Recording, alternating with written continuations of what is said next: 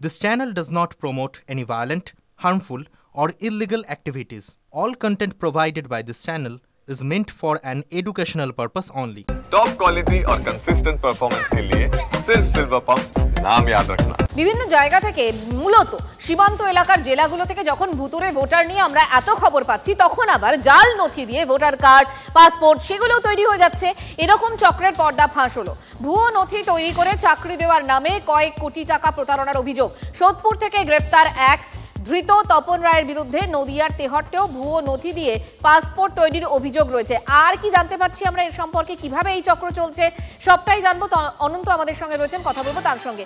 অনন্ত, দেখো, পুলিশ দীর্ঘদিন ধরে এই চক্রের খোঁজে তারা তল্লাশি চালাচ্ছিল। দেখো, গতকাল যখন এই ঘটনা ঘটে, পুলিশ তাকে গ্রেপ্তার করে, তার কাছ থেকে অনেক ভুয়ো নথি পায় এবং সেই নথি পাওয়ার পর পুলিশ কিন্তু তাকে জিজ্ঞাসাবাদ করে, তার কাছ থেকে অনেক ভুয়ো নথি তৈরি করার জন্য অনেক মেশিনও পায়। যে মেশিন দিয়ে সে Aadhaar card, voter card, PAN card এই সমস্ত তারা তৈরি করতো। এবং এই যে পাসপোর্ট তৈরির কাজে যে নথি লাগে, সেই নথি তারা তৈরি করতো সোদপুর কাঁচকল মোড়ে। সেই অফিস করে বসেছিল প্রকাশ্যে। পুলিশের কাছে খবর ছিল, খড়দা থানার অভিযোগ দায়েরও হয়েছিল। এই অভিযুক্ত তপন রায়, এই তপন রায়কে কিন্তু পুলিশ খুঁজে পায়নি তখনও। এরপরে যখন তার নোটিশ হলো, তখন তারা দেখেছে সোদপুর কাঁচকল মোড়ে এই তপন রায় অফিস খুলে বসেছে। এর অফিস নদিয়া তেহট্ট থানাতেও। এখানে প্রচুর লোকের তারা টাকা আত্মসাৎ করেছে। এই চক্রের জাল কতদূর বিস্তৃত সেদিকে অবশ্যই নজর রেখো। অনন্ত, আপাতত তোমাকে ধন্যবাদ। চলুন খড়দায়, তার কারণ সেখানে অসামাজিক কাজের প্রতিবাদ করে আক্রান্ত পুরসভার ভাইস চেয়ারম্যান। খড়দা পুরসভার ভাইস চেয়ারম্যানকে ধাক্কা মারা হয়েছে, প্রাণনাশের হুমকি দেওয়া হয়েছে, এমনটাই খবর। ছবি ধরা পড়েছে সিসি ক্যামেরায়। 4 দুষ্কৃতীর বিরুদ্ধে খড়দা থানায় অভিযোগ দায়ের। দেখুন সেই সিসি ক্যামেরার ফুটেজ আপনাদের এই মুহূর্তে দেখাচ্ছি আমরা। চেয়ারম্যানকে, পুরসভার ভাইস চেয়ারম্যান, খড়দা পুরসভার ভাইস চেয়ারম্যানকে ধাক্কা, প্রাণনাশের হুমকি। খড়দায় আক্রান্ত খোদ ভাইস চেয়ারম্যান। সিসি ক্যামেরায় সেই ছবি ধরা পড়েছে। 4 দুষ্কৃতীর বিরুদ্ধে খড়দা থানায় অভিযোগ দায়ের।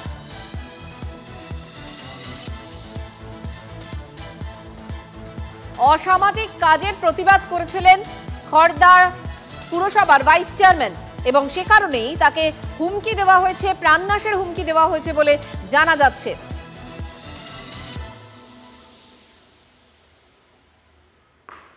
অনন্ত চট্টোপাধ্যায় আমাদের সঙ্গে রয়েছেন, কথা বলবো তার সঙ্গে সরাসরি। অনন্ত, কি ঘটেছে, কেন এই হুমকি? দেখো, এই ভাইস চেয়ারম্যান আমার পাশেই রয়েছেন, এখানকার প্রভাবশালী, এখানকার সংগঠক, ভালো সংগঠক সায়ন মজুমদার ভাইস চেয়ারম্যান। তৃণমূলের জন্মলগ্ন থেকে খড়দায় দাপুটে সংগঠক। কেন এরকম হলো তার কাছ থেকে জেনে নি, কেন এরকম হলো, কারা করেছে? মানে এরা এলাকার দাগি সমাজ বিরোধী এবং এদের তো হচ্ছে যে কোনোভাবে তোলা তুলে খাও।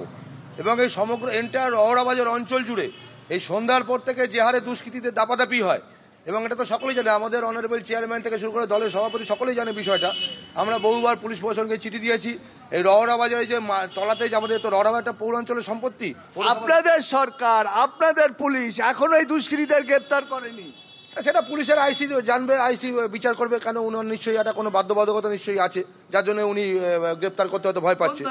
মানে কিসের বাধ্যবাধকতা অনন্ত? সেটা আইসি সাহেব বলতে পারবে। আমি তো পুলিশে চাকরি করি না, আমরা দল করি। সেটা উনি জানেন উনার কিসের বাধ্যবাধকতা আছে। আপনারা সরকারের পুলিশ, আপনার সরকারের পুলিশ না, সেটা আমাদের সরকারের পুলিশ হতে পারে। এখন উনি চাকরি করেন, সেটা উনার নিশ্চয়ই কোনো ব্যাপার আছে। হ্যাঁ, উনি কেন গ্রেপ্তার করেননি, এখনো গ্রেপ্তার করে উঠতে পারেনি, সেটা উনি বলতে পারবেন। আপনি একটা ভাইস চেয়ারম্যান, এখানকার সংগঠক, ভালো সংগঠক, সংগঠক, হ্যাঁ, তারপরে হামলা, সিসিটিভি ফুটেজ। না, সেটা দেখুন, আমাদের উপর হামলা, আমরা এলাকার লোককে সংগঠিত করে আমরা এর প্রোটেস্ট। না অনন্ত, এই 4 দুষ্কৃতী কারা, এদের পরিচয় কি, এরা কেন এলো হুমকি দিতে? আমরা জীবিত আছি, এই সমস্ত অসামাজিক কার্যকলাপের বিরুদ্ধে আমাদের প্রোটেস্ট চলবে। তারা পরিচয় কি আছে? এদের কোনো পরিচয় নেই, এদের কোনো রং নেই, এদের কোনো জাত নেই। কোন ভোট আপনি বলুন? এরা লোকসভা ভোট বা বিধানসভা ভোট তো সেন্ট্রাল নির্বাচন কমিশনের আওতায় চলে।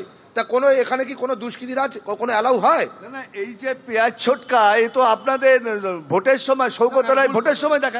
না, সৌগত রায়কে নাম জড়িয়ে সব কথা করে কোনো লাভ নেই। উনি একটা অধ্যাপক মানুষ, ওনার নাম জড়িয়ে কোনো লাভ। ভোটে দেখা যাচ্ছে আপনাদের ভোটে। আমি এখন একটা কথা বলি দাদা, হাজার হাজার মানুষ মিছিল করছে, কে কোথায় একটা পিছনে দাঁড়িয়ে ছবি তুলবে, তার ড্রাইভার কি পার্টির, তার ড্রাইভার কি আমাদের অনারেবল এমপি না অনারেবল এমএলএ? তার ড্রাইভার কাদের মাথায় এর উপরে হাত আছে? এদের মাথায় কারোর হাত নেই। তাহলে এত সাহস পেল কি করে? পুলিশ এখন অ্যারেস্ট করেনি? পুলিশ অ্যারেস্ট, আমি তো বলছি সেটা অনারেবল আইসি জানবেন, উনি কেন অ্যারেস্ট করতে পারছেন না সেটা উনি বলবেন। পেঁয়াজ চটকা এখানে দাপাদাপি, তার দৌরাত্মের প্রতিবাদ করেছেন ভাইস চেয়ারম্যান সায়ন মজুমদার, তার উপর যদি এই হামলা হয় তাহলে কি পরিস্থিতি হতে পারে? এখানকার যারা আরো সংগঠক আছে কি আতঙ্কিত? কতটা? অবশ্যই আতঙ্কিত। আমরা তৃণমূল কংগ্রেস দলটা করি, যেহেতু আমরা সবসময় প্রতিবাদের মাধ্যমে থাকি। এই অঞ্চলটা সাংস্কৃতিক সুবুদ্ধি সব মানুষের বসবাস। হ্যাঁ, এই অঞ্চলে কোনো তোলাবাসটা যেহেতু সায়ন মজুমদার ছোটবেলা থেকে 32 বছরের সিপিএমকে যদি হেলাতে পারে, তাকে এইভাবে দমিয়ে রাখা যায় না। কি করবে তোমাদের এরা সাহস, এদের হচ্ছে রাত্রেবেলা হলে একটা বাজারে আজ একটা ঠেক আছে, রওরা বাজার, এন্টার রওরা বাজার আপনারা জুড়ে দেখবেন যে ব্যবসাদাররা তাতস্থ এদের ভয়। ব্যবসাদাররা তাতস্থ, কি বলবেন? ওখানের একজন ব্যবসাদার একজন ছেলে যে মাংস বিক্রি করে, তাকে ওখানে ওরা মদ খেয়ে মারধর করেছে। কেউ করেছে, ওখানে দুষ্কৃতীরাই করেছে, মারধর করে ওকে প্রচন্ড মারধর করেছে, তার ব্যবসা বন্ধ করে দেবে এরকম ধুমকি দেওয়া হয়েছে। সেখান থেকে ঘুরে আসার পরে কাদের মদত রয়েছে? কোন রাজনৈতিক দলের? সেটাই তো বক্তব্য। কি করে এত দৌড়া? 2015 সালে, এটা আমরা আগেও বলছি, আমরা থানাতেও জিনিসটা জানিয়েছি। 2015 সালে এরাই কাজল সিনহাকে, আমাদের যে প্রয়াত বিধায়ক কাজল সিনহাকে শারীরিকভাবে হেনস্থা করে। এই বুঝতে পারছো এদের দৌরাত্ম কতটা? এই পেঁয়াজ ছোটকা, হেমন্ত মন্ডল, এদের মাথায় কাদের হাত? মুখ তারা বলতে চাইছে না, হয়তো কারোর মাথায় না হাত থাকলে পুলিশ এখনো গ্রেপ্তার করতে পারলো না। এই ভাইস চেয়ারম্যানের অফিস, আর এই ভাইস চেয়ারম্যানের অফিসের সামনেই তাকে মারধর। অনন্ত, পুলিশের সঙ্গে তাদের কোনো বক্তব্য পেয়েছো কি? টানাটানি, তাকে তুলে নেওয়ার চেষ্টা। হ্যাঁ, আরেকবার যদি বলো। পুলিশের কোনো বক্তব্য পেয়েছো? হ্যালো,